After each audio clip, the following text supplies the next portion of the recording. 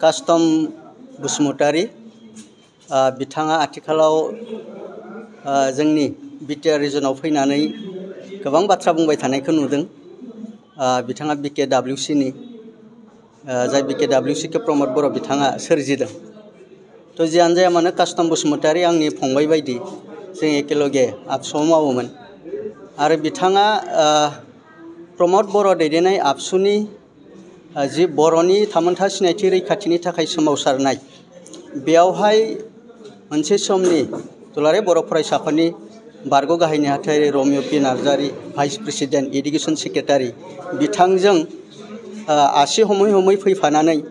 प्रमद बर'नि आसियाव हमनानै देरनानै बर'नि थामोनथा सिनायथि रैखाथिनि अ बिथाङा सोलोंदों। बिथाङा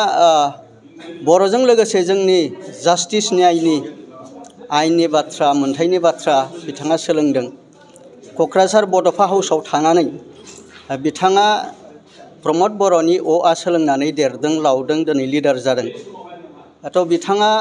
मा जाहोननि थाखाय आबसुनिफ्राय रिजाइन लानो गोनां जाखो, बड'फानिफ्राय थांना गलाघाटआव मानो थानो गोनां जाखो, बेखौ बिथाङा गावनि खुगाजों बुंथों आरो बेखौ बर' रायजो राजा आरो दिनै दुलाराय बर' फरायसा आफादनि दैदेनगिरि आनसलिक डिस्ट्रिक्ट सेन्ट्रेल गासिबो मिथियो। बे आनादार चेप्टार आरो बिदिनो आबसुआव थानानै प्रमद बर'जों अ सोलोंनानै देरना लावना लिडार जानानै जि बिटिआर एकर्डनि थफ्ला बोबथिंनाया बिथाङानोमोन।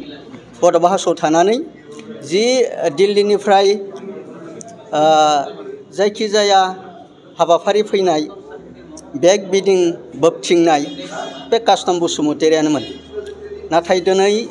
दुर्भाग्यजनक बिथाङा आबसुआव थानानै देरना लावनानै दिनै बिटिआर सुक्तियावहाय दिनै सोर बिथिं जौगानायनि थाखाय दिनै जि प्रमद बर' नेतृत्व UPPL बेयाव थानानै खामानि मावफानो मोनैया बिथांनि थाखाय खाफाल मोनदानि बाथ्रा। बिथाङा दिनै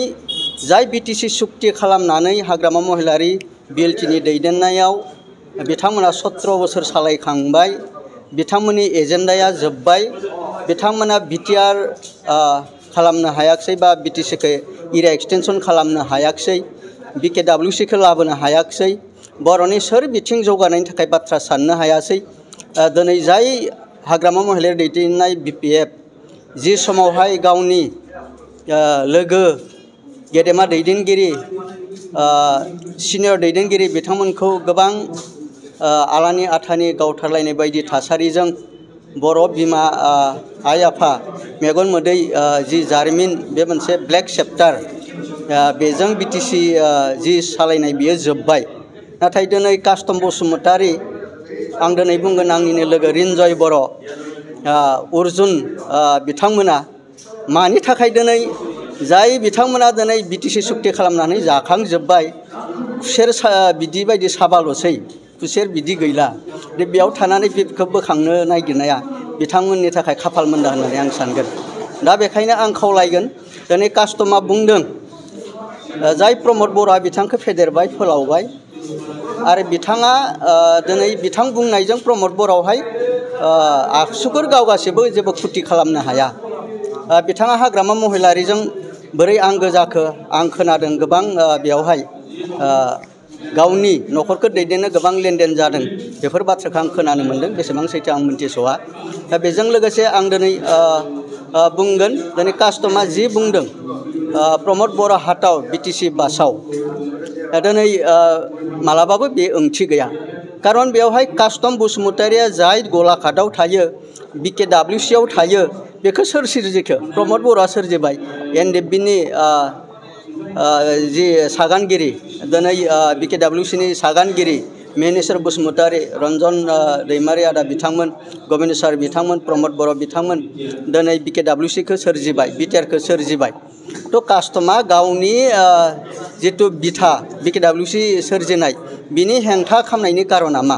मेनेश्वरजों BKWC आव थानानै बियो मानो खामानि मावनो हाया? दिनै BTC आव फैनानै बेहा मा बिटि दङ? दा हाग्रामायाथ' बुंखाबाय नङा होमबा फेरेंगा सारमोन बायदि सुक्तिकारिखौ बिथाङा माने बिदिसि होननानै बुङो अब्ला कास्टमाबो दिनै बिदिसि जानानै हाग्रामाजों खिथु खिथु थाफाना मा लाब जागोन दा बेखायनो आङो रायजो राजाखौ खावलायो कास्टमा सोर बेखौ बयबो मिथिखागौ आरो बियो दिनै बिपिएफआव थांनानै हाबा बिपिएफखौ बेसेबां बासायनो हागोन बेसेबां गाबथानो हागोन बेखौ रायजो राजाया मिथियो जों मिथिगौ दिनै बर' माहारिया जोंनि जि थामोनथा सिनायथि रैखाथिनि थाखाय जि जुजिनाय बेजों खारबाय थादों जों बर' माहारिया जुजिनानै दिनै बिएसि एकर्ड खालामदों बिटिसि एकर्ड खालामदों दिनै बिटिआर खालामदों दा फैबाय थानाय समाव बे गासै एकर्डफोरा इमप्लिमेन्टेसन जानायनि उनाव आरो जों जुदि जोंनि थामोनथा सिनायथि रैखाथिनि थाखाय जे बड'लेण्ड जुदि नांगौब्ला बेनि थाखाय दिनै आबसु बायदि गोथार गेदेमा आफाद आरो बर' साहित्य सभा आफाद बर'नि मेलेमजिबि आरो राजनितिक दैदेनगिरि बिथांमोना डिसिसन लागोन नाथाय दिनै बे कास्टम रिन्जय अर्जुन बिथांमोना हाग्रामाजों थांफा फैफा हांफ्ला सिफ्ला खालामनानै जेबो लाब गैया बा खालामबाय थाबाबो बिथांमोना जेबो खुरथि खालामनो हानाय नङा बेखायनो आं रायजो राजाखौ खावलायो दिनै बे कास्टम रिन्जय अर्जुन बिथांमोननि बाथ्राखौ खोनासंनानै लाब गैलिया हाग्रामा महिलारि बिथांनि बाथ्राखौ खोनासंनानै लाब गैलिया जों दिनै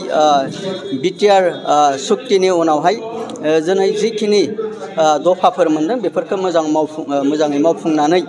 आरो जोङो साफ्रोमबो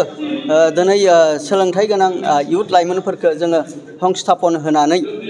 बर'नि ओनसोलनि आरो गुबुन गुबुन हारि माहारिखौ लानानै ओनसोलनि दाथायारि दिनै लामा दालां बिनिफ्राय समाजनिफ्राय लानानै सोलोंथाइ बिथिं आबाद बिथिं फालांगि बिथिं गासै बिथिङाव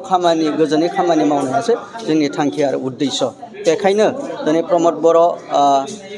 सागानगिरि बिथांमोननि दैदेननायाव दिनै एनडिएफबिनियानो होन इउबिपिअनि दैदेनगिरि बिथांमोनानो होन गासै जयै जि खामानि मावबाय थादों बिथांमोना ग्रोम ग्रोमै मैदेर बायदि थाबायलांनानै खामानि मावबाय थागोन आरो बिपिएफनि दैदेनगिरि कास्टमोन बायदिया दिनै माने बिथांमोना सैमाफोर बायदि जास्ट सोंबायल' थानो हागोन बेखिनिखौनो बुंनानै आं फोजोबबाय गोजोन्थों।